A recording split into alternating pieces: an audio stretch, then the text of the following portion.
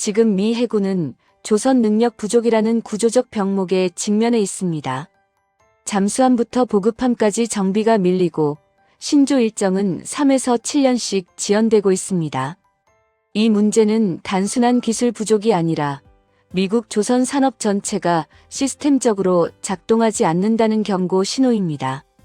그래서 최근 인도 태평양 전략의 중심에 전혀 새로운 플레이어가 등장했습니다. 바로 대한민국 조선소입니다. 미국 해군 정비 병목 왜 한국이 필요해졌는가? 현재 미국 해군은 전력 유지의 가장 핵심 요소인 정비 수리 MRO 능력에서 심각한 병목 현상을 겪고 있다. 대표적인 문제는 크게 세 가지다. 조선 능력의 감소, 전문 인력 부족, 노후 인프라이다. 첫째, 미국 조선 산업은 1980년대 이후 상업 조선 부문이 붕괴하면서 군수 중심으로만 유지돼 왔다. 문제는 이러한 군수 중심의 산업 구조가 상업선 건조에서 얻는 생산 인력 기술 축적을 지속시키지 못했고, 그 결과 전체 조선 산업 생산성이 30년간 지속적으로 하락했다. 현재 미국의 연간 상업선 건조량은 전 세계의 0.1% 수준이며 정비 인력도 필요한 수요의 절반에 불과하다는 분석이 나온다. 둘째, 미국 내 조선소는 평균 정비 지연율이 100에서 200%에 달한다. 예컨대 정비 일정이 6개월이라면 실제론 12개월 걸리는 경우가 흔하다. 특히 잠수함과 항모 정비가 밀리면 보급함 군수 지원함 같은 후순위 선박들의 일정은 사실상 무기한 연기되는 구조가 된다.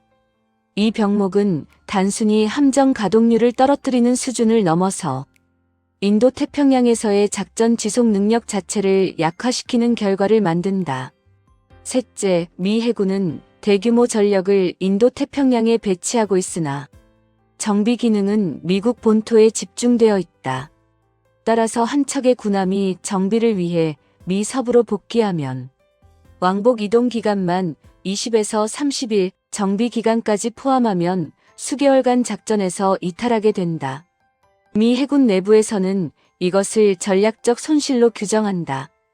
이러한 병목 상황에서 미국이 가장 현실적인 해결책으로 바라본 것이 바로 동맹국 조선 능력의 활용, 그 중에서도 세계 최상위 기술력과 생산성을 갖춘 한국 조선소다. 한국은 세계 상선 시장 점유율 1, 2위를 꾸준히 유지하는 국가이며 LNG선 초대형 컨테이너선 고난도 오일 가스선까지 복잡한 고부가 선박을 단기간에 정확하게 건조할 수 있는 세계적 엔지니어링 공정 시스템을 갖추고 있다. 즉 미국의 정비 병목은 국가적 구조 문제이고 한국은 그 구조를 보완할 수 있는 가장 신뢰도 높은 파트너로 떠오른 것이다. 한국 조선소의 신뢰도를 증명한 사례 월리 쉬라 앤드 앨런 셰퍼드. 한국이 인도 태평양 해군 정비 허브로 공식 인정받은 계기는 실제 수행된 정비 사례들이다. 그중 가장 상징적인 사례가 USNS 월리 쉬라 미 해군 보급함 정기 대정비 ROH다. 하나오션은 월리 쉬라호를 약 7개월간 정비했으며 이 작업에는 선체 추진 계통 조타 시스템 전력 체계 등 선박 전반에 대한 고난도 점검 개수 작업이 포함되었다. 특히 주목할 점은 손상된 러더를 역설계로 재제작한 것이다. 해군 군수선은 구조가 복잡하고 특정 부품은 원 제작사의 설계도가 존재하지 않는 경우도 많다. 그럼에도 하나오션은 구조 분석 역설계 재가공 단계를 정확하게 수행해 미 해군이 요구한 품질을 충족시켰다. 미 해군은 이 사례에 대해 한국 내에서 이 정도 수준의 정기 정비를 수행할 수 있는 것은 인도 태평양 작전 지속 능력에 근본적 변화를 만든다고 평가했다. 이어 HD 현대중공업의 USNS 앨런 셰퍼드 정비 수준은 한국이 단순한 대안이 아니라 미 해군의 정식 정비 파트너임을 확정한 사건이다. 앨런 셰퍼드호의 정비는 단기간 고효율 MRO 구조를 갖춘 현대중공업의 장점을 확인한 사례다. 이 두 건의 연속 성공은 한국 조선소가 정비 능력 검증 단계를 넘어 레퍼런스 확립 단계로 진입했음을 의미한다. 결과적으로 한국은 미 해군 군수 지원함 정비를 안정적으로 수행한 동맹국이라는 가장 강력한 신뢰 자산을 확보했다. 이는 앞으로 수십 척 규모의 군수선 MRO 물량이 한국으로 유입될 수 있음을 예고한다. 미국이 한국을 선택할 수밖에 없는 3대 구조적 이유. 미국이 한국 조선소를 선택한 배경에는 단순한 비용 경쟁력 이상의 의미가 있다. 그 핵심 요소는 전략성, 생산성, 지정학적 필요성이라는 세 가지 축으로 구성된다. 미국 조선소의 생산성 붕괴. 미국의 조선 산업은 군수 중심으로만 유지되었기 때문에 상업 조선의 효율성을 잃어버렸다. 미국 해군조차 우리는 일정 준수 능력이 없다고 인정할 정도다. 반면 한국은 세계 최고 수준의 공정관리 능력을 보여왔다. 정비 건조 모두 기한 내 완성이라는 확실한 신뢰를 제공한다. 인도 태평양 현지 정비의 전략적 가치. 미 해군 전력의 60% 이상이 아시아향 배치된 상황에서 미 본토로 복귀해 정비하는 것은 작전 공백과 전력 낭비를 유발한다. 한국에서 정비하면 이동 시간을 절감하고 작전 지속성이 강화된다. 이는 단순한 편의가 아니라 미 해군 전략 중심의 변화다. 중국 견제 전략과 동맹 기반 공급망 구축.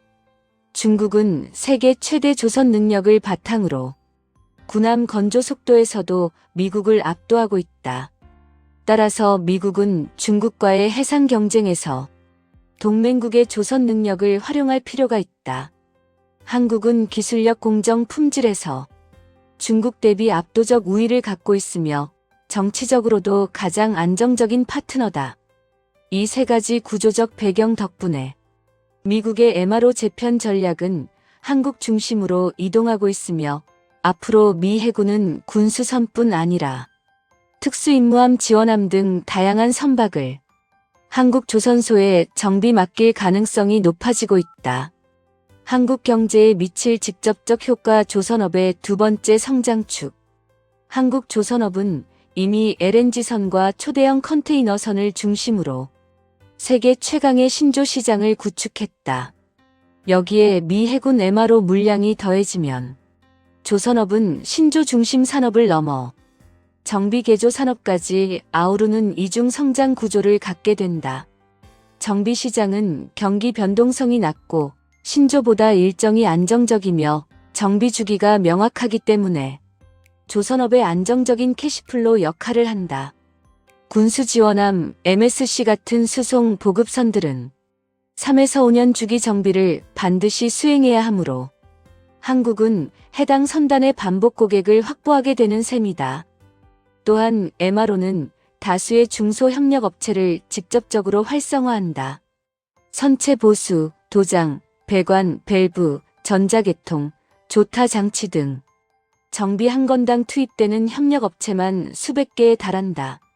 이는 지역 경제 고용 창출 효과가 매우 큰 산업이다.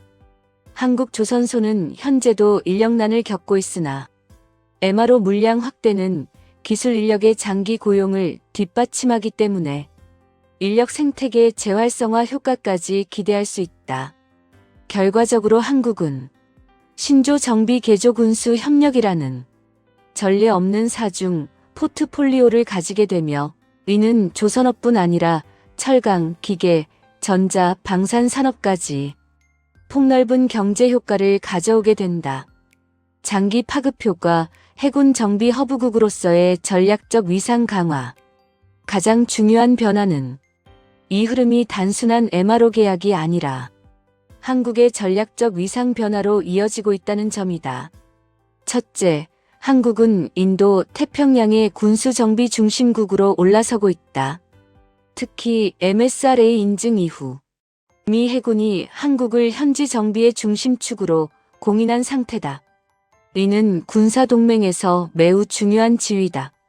정비는 전력 유지의 핵심이며 신뢰할 수 없는 국가에 맡길 수 없는 분야이기 때문이다. 둘째, 한국 조선업은 MRO를 넘어 차세대 군수지원함 공동건조 단계로 진입할 가능성이 크다. HD 현대중공업과 미국 헌팅턴 잉걸스의 협력 NGLS 프로그램 참여 논의는 한국이 미 해군 신조 공급망에도 편입될 수 있음을 시사한다. 이것은 조선 산업의 위상을 단순 상업 조선국에서 안보 조선국으로 높인다는 의미다. 셋째, 방산기계 AI 기반 스마트 조선 산업까지 폭넓은 기술적 확장 효과가 나타난다. 군수선 정비 작업은 센서 데이터 기반 정밀 진단, 디지털 트윈, AI 유지보수 기술을 핵심 요소로 요구한다. 한국이 이 분야에서 주도권을 확보한다면 미래의 스마트 군수 조선에서도 경쟁력을 확보하게 된다. 궁극적으로 이 흐름은 한국이 조선 신조 세계 1위 군수정비 허브 군함 군수선 공동건조국으로 발전하는 역사적 경로를 만들어낼 것이다.